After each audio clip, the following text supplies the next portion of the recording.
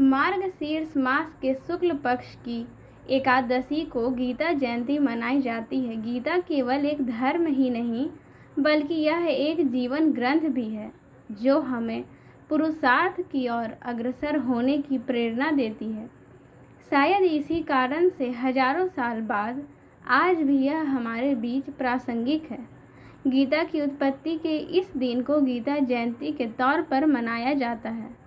गीता जयंती के दिन श्रीमद् भगवद गीता का पाठ किया जाता है और देश भर में भगवान कृष्ण और गीता की पूजा की जाती है। श्रीमद् भगवद गीता में कुल 18 अध्याय हैं, जिनमें 6 अध्याय कर्म योग, 6 अध्याय ज्ञान योग और आखिर के 6 अध्याय भक्ति योग पर आधारित हैं। इसी गीता के अध्यायों से श्री कृष्ण ने अर्जुन को उपदेश दिए थे। गीता जयंती की क्या है कथा? भगवान श्री कृष्ण ने महाभारत के दौरान कश्मकश में फंसे अर्जुन को श्रीमद् भगवद गीता से ही उपदेश दिए ताकि वह कुरुक्षेत्र के मैदान में अर्जुन को उनके कर्तव्य और कर्म के बारे में राह दिखा सकें। मान्यता के अनुसार कुरुक्षेत्र के मैदान में अर्जुन अपने विपक्ष में परिवार के लोगों और संबंधियों को देखकर भयभीत हो गए थे। साहस और विश्वास से भरे अर्जुन महायुद्ध का आरंभ होने से पहले ही युद्ध स्थगित कर रथ पर बैठ जाने लगते हैं। वो श्री कृष्ण से कहते हैं, मैं युद्ध नहीं करूंगा। मैं पूज्य गुरुजनों तथा संबंधियों को मारकर राज्य का सुख नहीं चाहता।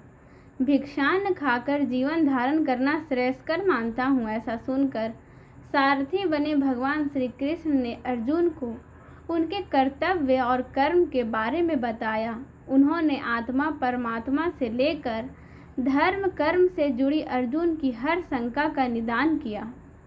भगवान श्री कृष्ण और अर्जुन के बीच हुआ यह संवाद ही श्रीमद् भगवद गीता है। जिस दिन श्री कृष्ण ने अर्जुन को उपदेश दिया उस दिन मार्गशीर्ष शुक्ल एकादशी थी। इस एकादशी को मोक्षदा एकादशी भी कहा जाता है। मोक्षदा एकादशी के दिन ही गीता जयंती मनाई जाती है।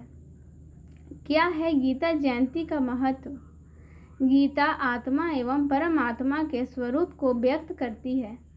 कृष्ण के उपदेशों को प्राप्त कर अर्जुन उस परम ज्ञान की प्राप्ति करते हैं जो उनकी समस्त शंकाओं को दूर कर उन्हें कर्म की ओर प्रवृत्त करने में सहायक होती है।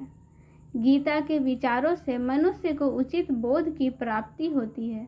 यह आत्मा तत्व का निर्धारण करता है, उसकी प्राप्ति का मार्ग प्रशस्त करता है। आज के समय में इस ज्ञान की प्राप्ति से अनेक विकारों से मुक्त हुआ जा सकता है।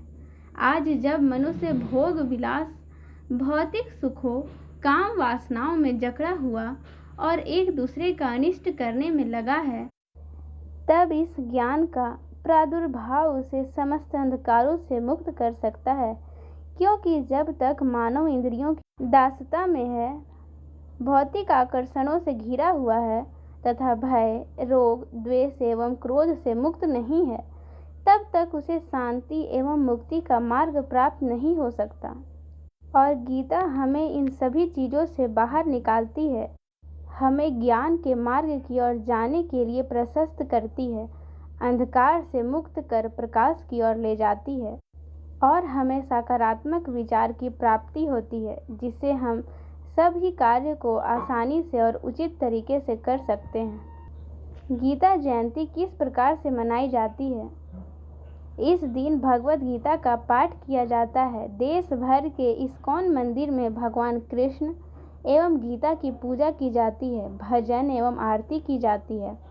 महाविद्वान इस गीता का सार कहते हैं। कई वाद विवाद का आयोजन होता है जिसके जरिए मनुष्य को गीता का ज्ञान प्राप्त होता है। साथ ही चिंतन में आ रहे किसी भी प्रश्नों का समाधान हो जाता है। इस दिन कई लोग उपवास रखते हैं। इस दिन धार्मिक और भजन संध्या का आयोजन किया जाता है। गीता के उपदेश को सुनकर मनुष्य को असीम शांति की प्राप्ति होती है। गीता जयंती के दिन मोक्षदा एकादशी भी मनाई जाती है और इस दिन भगवान विष्णु की पूजा की जाती है। भगवत गीता का पाठ किया जाता है। इससे मनुष्य को मोक्ष का मार्ग मिलता है। जय श्री हरि। जय श्रीमद् भगवत गीता।